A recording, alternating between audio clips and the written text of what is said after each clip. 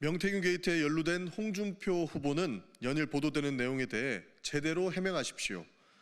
홍준표 후보는 자신과 무관하다고 주장하고 있지만 명태균 씨를 둘러싼 불법 자금 전달과 여론조사 조작 의혹은 홍 후보의 측근들과 관련된 정황이 반복적으로 드러나고 있습니다.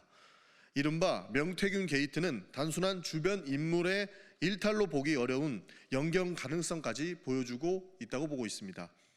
보도에 따르면 홍 후보의 최측근을 통해 전달된 자금이 공천 개입 의혹 인사의 선거에 쓰였고 자금이 오간 장소로 홍 후보의 선거 사무실이 거론되고 있다고 보도되고 있습니다. 그럼에도 홍 후보는 모든 정황을 부인하고 책임을 회피하고 있습니다. 그러나 이제 해명 없이 넘어갈 수 있는 국면이 아닙니다. 최근 대구경찰청이 홍준표 전 시장을 둘러싼 명태균 게이트에 대해 본격적인 수사에 착수한 것은 이런 의혹들이 단순히 넘길 사안이 아님을 보여주는 대목입니다.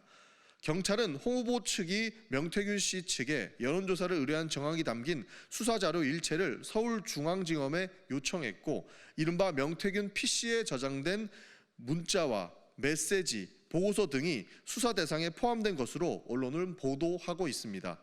2021년 복당 당시 홍 후보의 최측근이 명 씨에게 65% 이상 찬성이 나와야 한다는 메시지를 보냈고 실제로 다음 날 나온 여론조사 결과는 64.7%.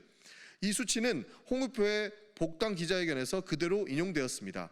당시 여론조사가 실제 민심을 반영한 것인지 아니면 특정 수치가 설계된 것인지를 두고 의혹이 제기될 수밖에 없는 대목입니다. 다른 언론 보도에 따르면 명태균 씨는 홍 후보의 최측근인 박재기 전 경남개발공사 사장으로부터 총 1억 원을 받았고 이 중 5천만 원은 2022년 창원 의창 보궐선거에 출마한 김영선 전 의원의 선거 자금으로 쓰였다는 주장도 제기되고 있습니다. 특히 이 중 5천만 원이 2022년 4월 홍준표 당시 대구시장 후보의 선거 사무실에서 전달됐다는 진술도 나왔습니다.